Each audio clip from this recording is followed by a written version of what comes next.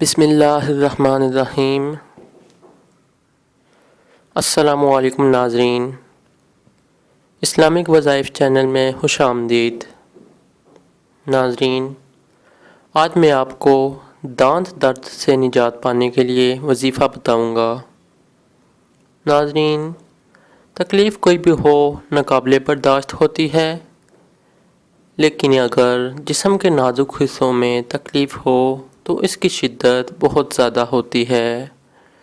دانت درد سے پورے منہ اور سر میں بھی درد شروع ہو جاتا ہے۔ ناظرین، قرآن پاک میں ہر بیماری کے لیے شفا موجود ہے۔ آئیے میں آپ کو دانت درد سے نجات کے لیے وظیفہ بتاتا ہوں۔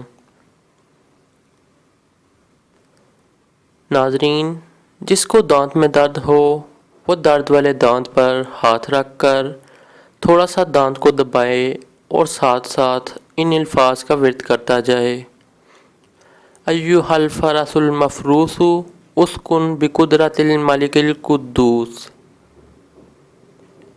شاء اللہ دانت درد جلد ہی ختم ہو جائے گا۔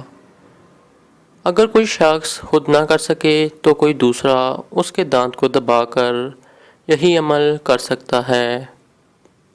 تو ناظرین، ویڈیو دیکھنے اور چینل سبسکرائب کرنے کا بہت بہت شکریہ۔